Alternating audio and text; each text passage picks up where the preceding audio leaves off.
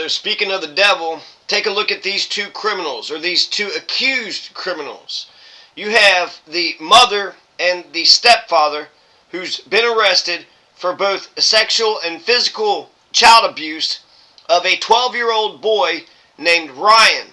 Ryan, aka RJ, aka Ryker Davis. So Ryan Davis has gone missing. Ryan Davis has gone missing. So take a look at the parents, and particularly take a look at the mother's face. She looks like she just don't give a damn about anything. She don't give a damn about anything. So I want to shine a light on this because Ryan Davis has been missing for over a week now. For over a week.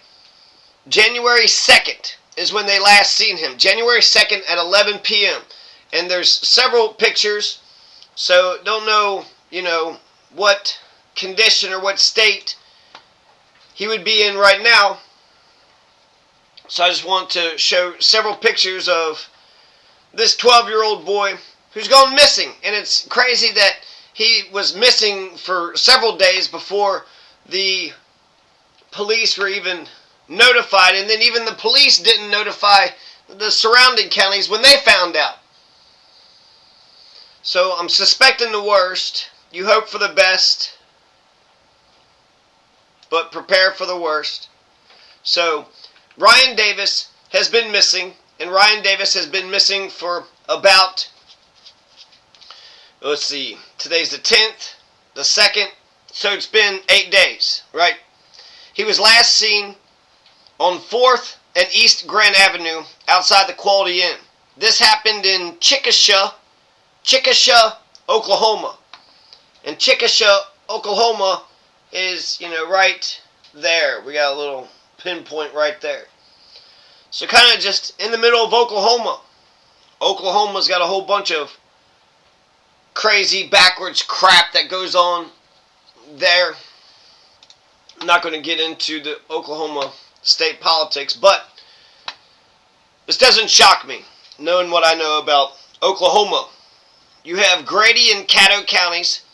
The authorities of Grady and Caddo counties, and of course the Chickasha, the authorities have been searching. They've been taking out drones and driving here and driving there, looking by the lake, looking through some woods.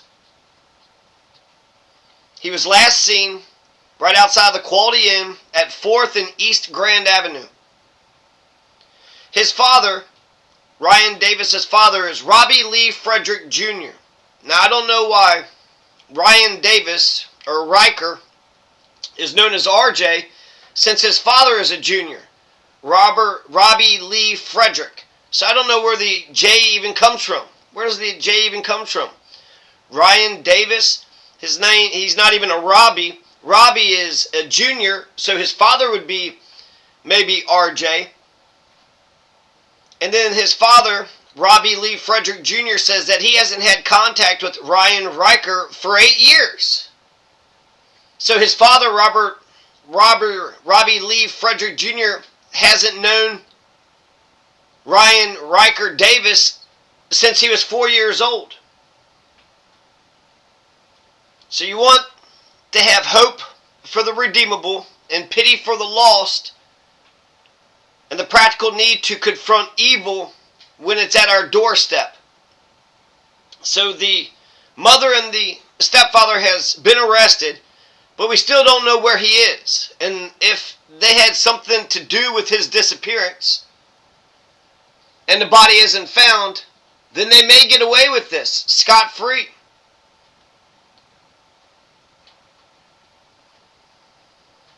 Now apparently the Coles, his mother's name is Kimberly Cole, which, where does Davis even come from?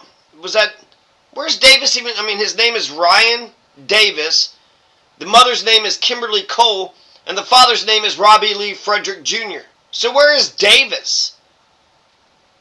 The stepfather is George Cole, and the biological father blames George Cole for not being allowed to see his son, but he doesn't blame Kimberly Cole. He doesn't blame his ex-wife.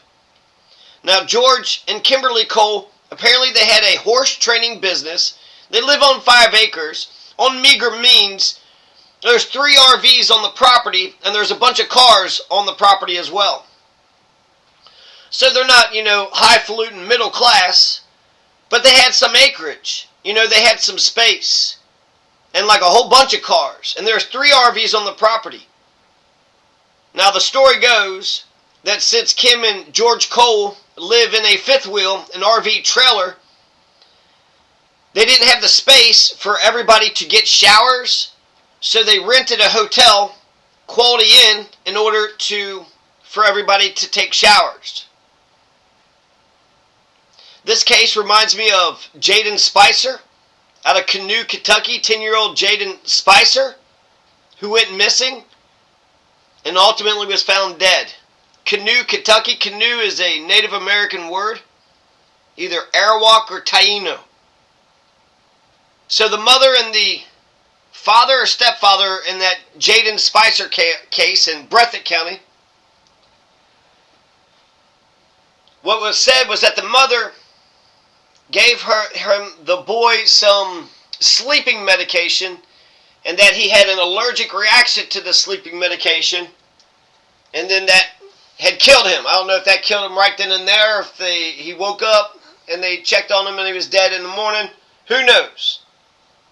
But the mother of Jaden Spicer, and this is just her testimony, I don't think we'll ever really find out the truth, because wouldn't a toxicology report tell you what medication the boy was given? So Jaden Spicer's mother, after seeing that Jaden Spicer was dead, she folded the body up, took her 10-year-old son and folded the body up and put it in a tote and drug it out in the woods and buried that tote with the folded up body in a shallow grave. It was within walking distance of the home of Jaden Spicer where he was staying at, and they had hid it in the woods. So if that case is any indication, right, you hope for the best. Hopefully he ran off and maybe he's staying in some RV, trailer that he just found. Maybe he's in an abandoned building. He's been gone for 8 days. I mean, can a 12-year-old, can they hitchhike and can they ask for money? Can they bum around and ask for enough money? I don't know. I think it's unlikely. But he could be staying at somebody else's place. He could be staying at some abandoned building or some abandoned house. And, check within walking distance of not only his last home, but also around Quality Inn. That could be something else too. Maybe somebody else had kidnapped him. So you don't want to limit all your options. Occam's razor says that the simplest, most obvious explanation is probably true. But until you have conclusive evidence, you really don't know where he went. If he was outside the Quality Inn, then you would think that there was some surveillance. People have those Ring cameras. If he was in town, walking around town, then you would think that somebody would have seen something.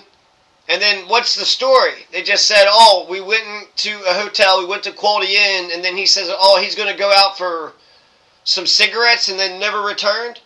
I mean, that's not typical. That doesn't usually happen.